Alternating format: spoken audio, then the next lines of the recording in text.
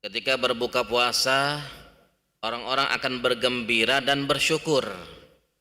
Kegembiraan dengan rasa syukur yang dia rasakan itu bernilai ibadah di sisi Allah Subhanahu wa taala. Lalu disebutkan juga di sini di dalam kitab ini, kata Abu Ya Said Muhammad bin Alawi Al-Maliki, pada waktu berbuka puasa itu ada doa mustajab, tempat doa mustajab. Maka berdoalah, apa yang kita inginkan, apa yang kita hajatkan, berdoalah di waktu berbuka puasa karena di situ ada kesempatan waktu doa mustajab. Lalu disebutkan juga kemarin bahwa pada waktu tersebut Allah Ta'ala golongkan mereka-mereka yang berpuasa, menyempurnakan hari puasanya tersebut, digolongkan sebagai orang-orang yang berbahagia. Dan insya Allah ketika mereka bisa menyelesaikan hari tersebut dengan puasa, maka mereka akan dicatat sebagai orang yang terbebas atau dibebaskan dari api neraka Allah Subhanahu wa taala. Sebagaimana tercantum dalam hadis, inna lillahi ta'ala inda kulli fitrin utaqa'a minan nar. Sesungguhnya Allah Subhanahu wa taala setiap berbuka puasa, waktu buka puasa itu dia memiliki hamba-hamba yang dibebaskan dari api neraka Allah Subhanahu wa taala. Wa dzalika fi kulli lailatin. Itu katanya setiap malam. Setiap buka puasa Allah Ta'ala bebaskan hamba-hambanya dari api neraka Allah Subhanahu wa taala. Lalu ada hadis yang diriwayatkan oleh salah seorang sahabat tabi'in, Salamah bin Syabib, dari Sayyidina Abdullah bin Abbas, disebutkan bahwa kata lillahi fi kulli laila min layali syahri Ramadan indal iftar alfi atikin minan nar. Fa idza kana lailatul jum'ah a'taqallahu fi kulli sa'atin minha alfi atikin minan nar. Kulluhum qad istaujaban nar. Fa idza kana akhiru lailatin minasyahri a'taqallahu fi dzalikal yaumi bi'adadi ma'ataqa min awwali syahr ila akhirih. Di dalam hadis ini disebutkan bahwa Allah Subhanahu wa taala setiap malam di malam-malam Ramadan ketika berbuka puasa membebaskan hamba-hamba dari api neraka. Berapa jumlahnya? 1000 kali 1000.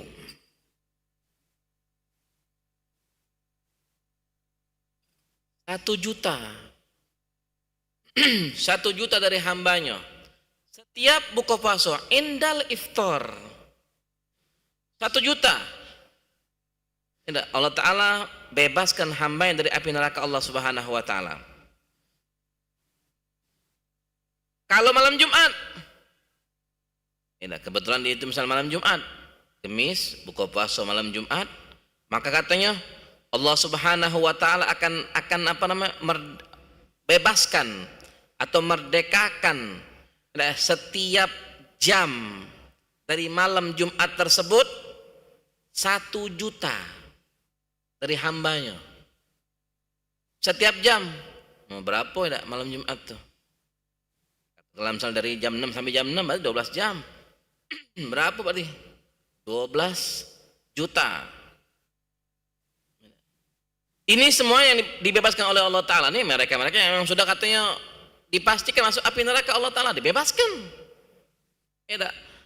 Nanti katanya di malam terakhir dari bulan Ramadan Allah Subhanahu wa taala akan membebaskan hambanya dari api neraka dengan jumlah berapa?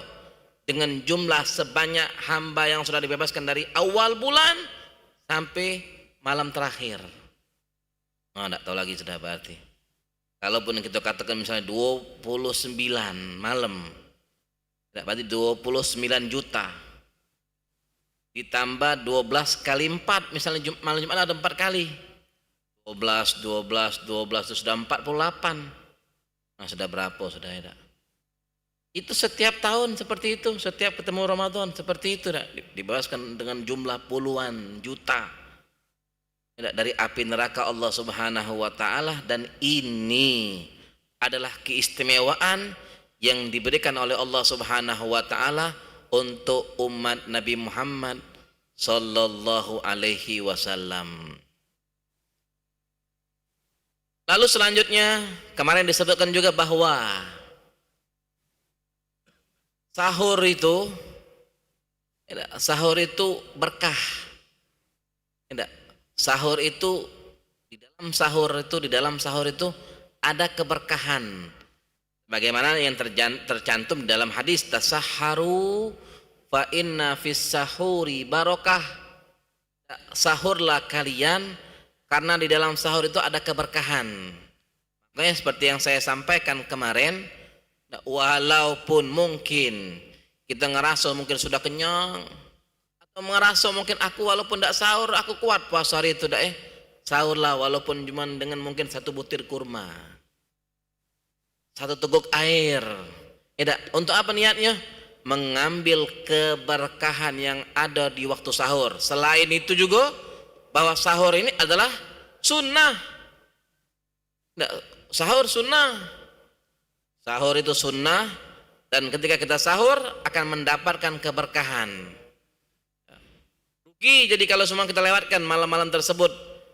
Tadi kalau memang kita ngerasa sudah kenyang, atau memang kita tergolong orang-orang yang malas untuk sahur, makalah walaupun cuma sebutir kurma. Kurma itu bukan hanya di buka puasa sunnahnya, ketika sahur pun disunahkan makan kurma katanya. Wabit tamri ahab, sunnah katanya sahur. Sahur dengan kurma itu lebih lagi disunahkan juga. Kalaupun tidak juga mungkin dengan seteguk air, untuk mendapatkan kesunahan sahur dan akan mendapatkan juga keberkahan sahur.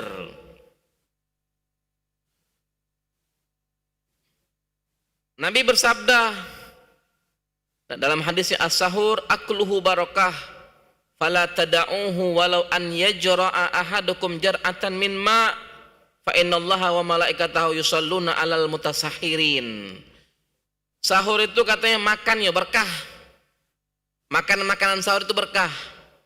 Maka jangan tinggalkan sahur walaupun dengan katanya minum seteguk air. Kenapa?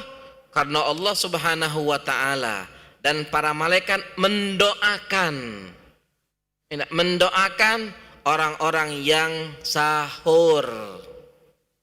Allah dan malaikat memintakan ampun, Allah taala mendoakan untuk mereka-mereka yang sahur. Maka kesempatan itu jangan kita lewatkan.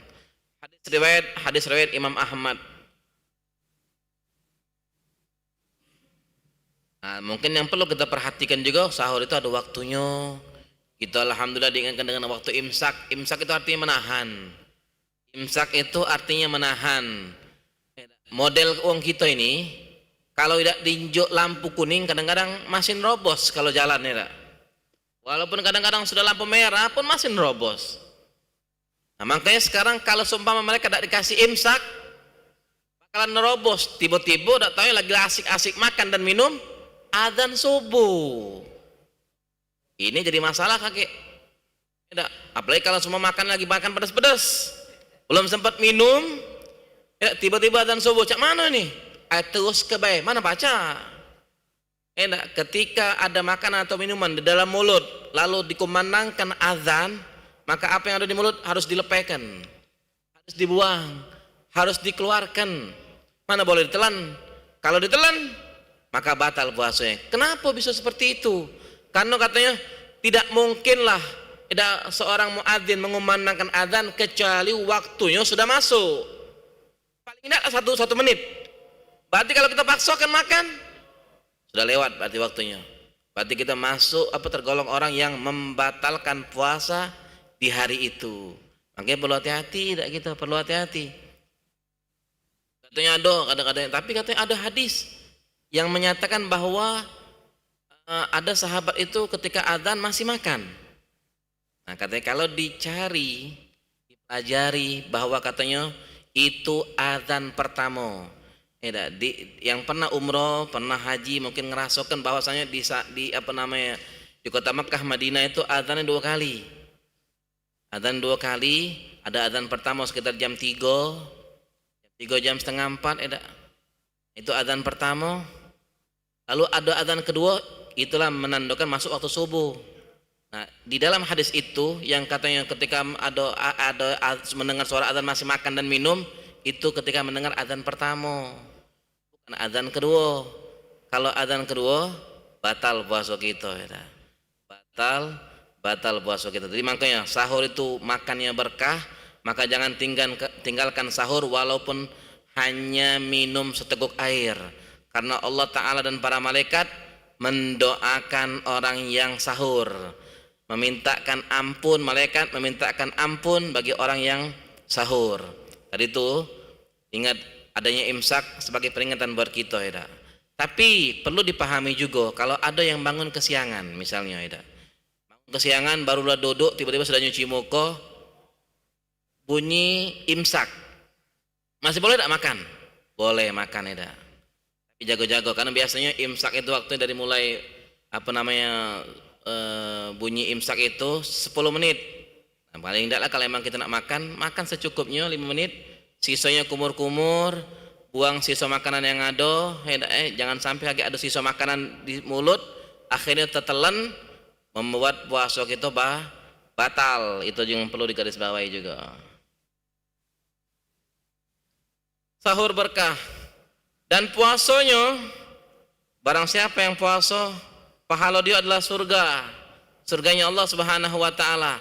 Pada majlis yang beberapa waktu lalu sudah kita sampaikan, dan minggu lalu kita sampaikan juga bahwa saking hebatnya puasa Ramadan, itu ada satu pintu khusus hanya disediakan buat orang yang puasa Ramadan. Yang bisa masuk ke situ hanya orang yang puasa Ramadan. Apa nama pintunya? Babu Ar-Rayyan. Babu Ar-Rayyan, pintu Ar-Rayyan namanya, yang hanya dimasuki oleh orang-orang yang puasa di bulan Ramadan. Jadi kalau tidak puasa bulan Ramadan, jangan mengharap masuk dari pintu itu. Berarti kalau sudah jelas masuk dari pintu Ar-Rayyan, berarti dia pasti masuk ke dalam surganya Allah Subhanahu wa Ta'ala. Kemarin kan banyak pintu-pintu, ada beberapa pintu yang disebutkan, ada pintu jihad, pintu sedekah, pintu yang puasa tadi itu, dan juga ada pintu orang yang ahli sholat, kata pintunya ada pintu sholat dan lain sebagainya. Ada juga pintu yang katanya bagi orang-orang yang gemar menyenangkan budak kecil, ada pintunya Babul Farah, dan banyak pintu-pintu lain yang khusus, tapi pastinya ketika orang tersebut dimasukkan melalui pintu itu, berarti jelas dia dijamin masuk ke dalam surganya Allah Subhanahu wa Ta'ala. Lalu Abu Yazid Muhammad mengatakan, waqtasallahu sha'ima bi an ja'ala liman fattarahu min thawabil jazil ma la yanqus min thawabi sha'im nafsih wa fi sabili ikrami sha'im ja'ala hadha thawab walau kana ala luqmati khubzin aw syarbati ma'in. Allah Ta'ala juga mengistimewakan bagi orang yang puasa, ketika orang yang berpuasa tersebut atau ada orang yang memberikan buka puasa untuk orang yang puasa, dia akan mendapatkan pahala yang besar dari Allah Ta'ala.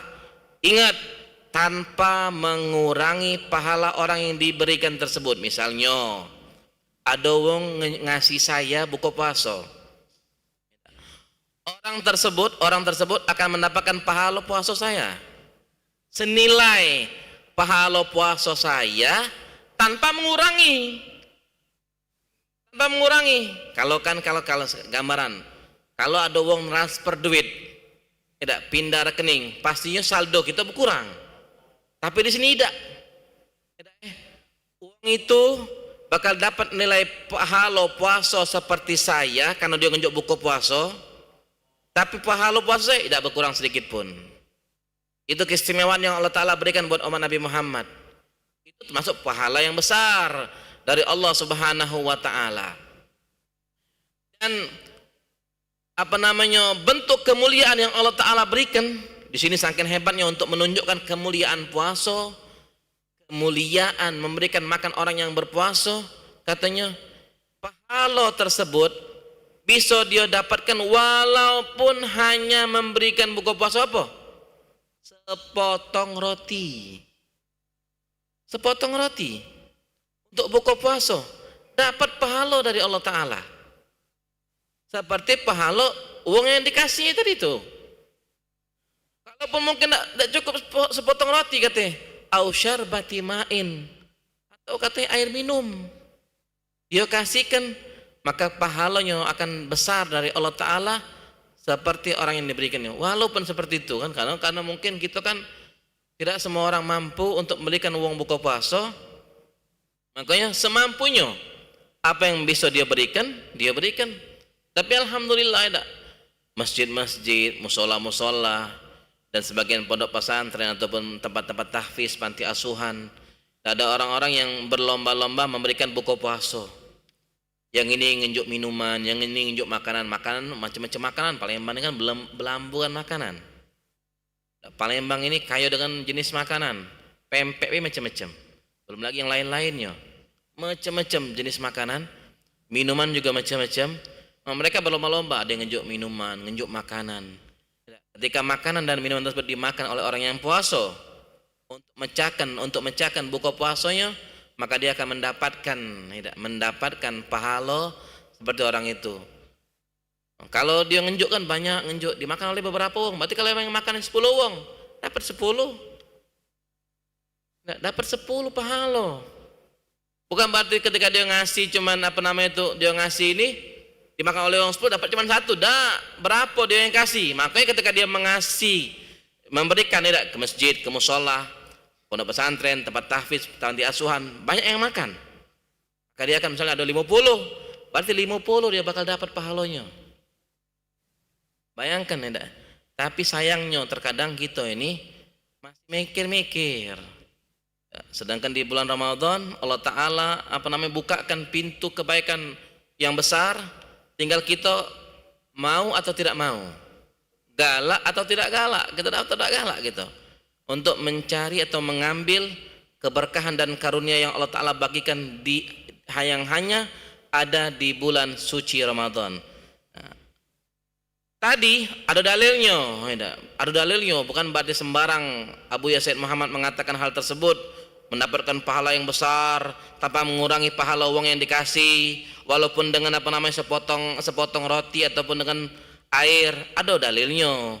Faqala sallallahu alaihi wasallam, kata Nabi sallallahu alaihi wasallam bersabda, man fattara sha'iman fi Ramadan min kasbin halalin sallat alaihil malaikatu layali Ramadan kullaha wa safahahu Jibril lailatul qadri wa man safahahu Jibril takthuru dumu'uh wa yariqu qalbuh.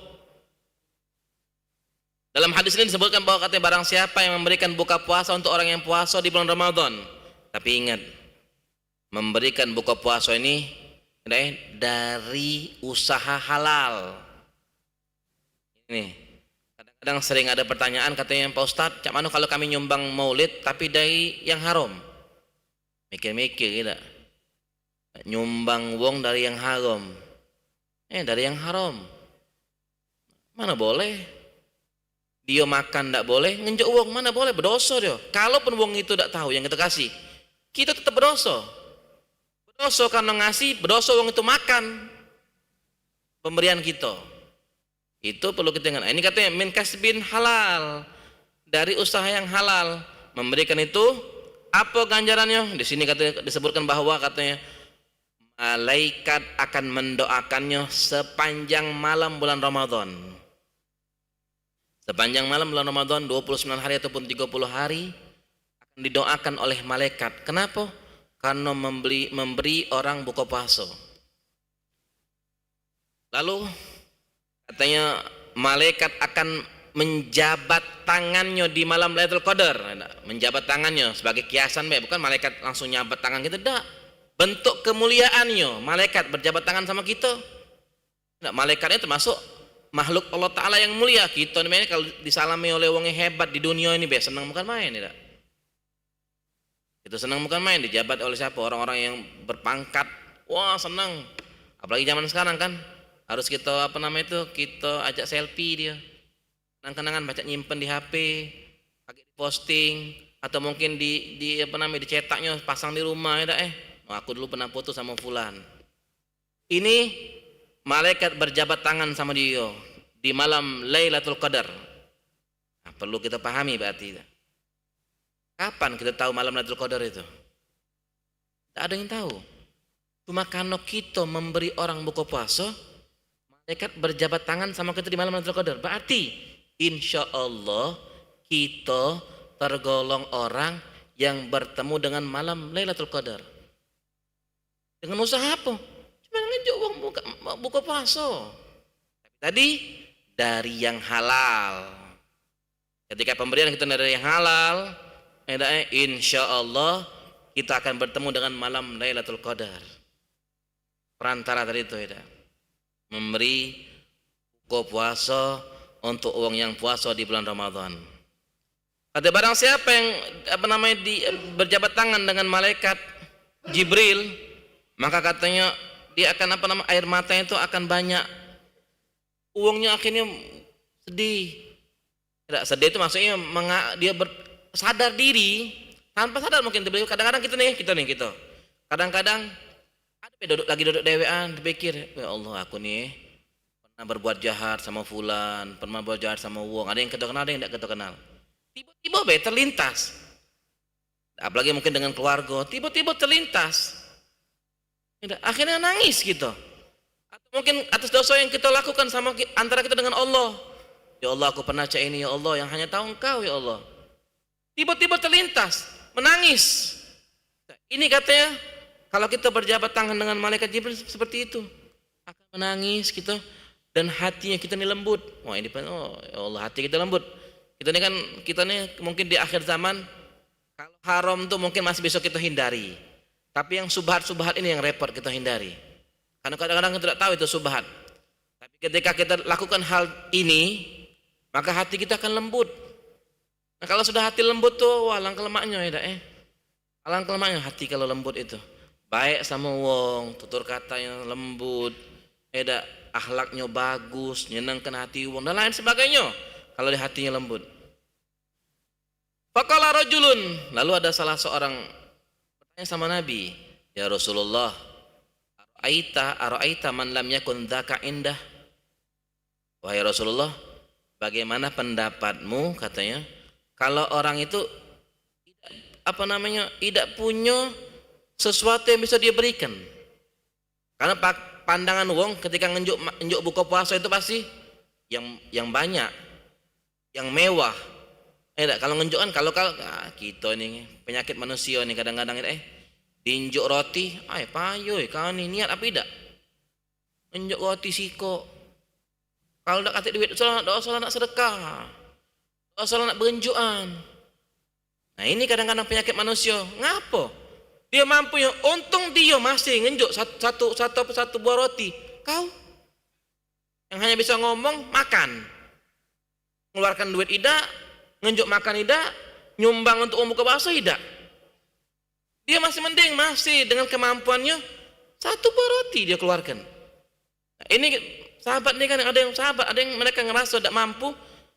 Ya Rasul, kalau emang tidak bisa ngenjuk makanan yang masak macam mana? Kata Nabi apa? Faluqmatu khubzin. Kata Nabi katanya, sepotong roti jadilah. Qala ara'aita man lam yakun dzaka indu, wahai Rasul katanya, wahai Rasulullah, kalau ada atik juga untuk sepotong roti. Faqabdatun min ta'am, kata Nabi, walaupun cuma sesuap makanan, sesuap ya, dapat pahala yang sama. Sahabat ini nanya lagi, qala afara'aita man lam yakun dzalika indu, nanya Rasulullah, kalau emang nak atik juga, nak sesuap makanan, kata Nabi katanya, walaupun mungkin seteguk susu. Susu kan mereka mungkin ada yang susu kambing zaman dulu ya. Karena seteguk susu. Ini sahabat nanya lagi, pemuda ini nanya lagi, qala afara'aita man lam yakun dzalika indah.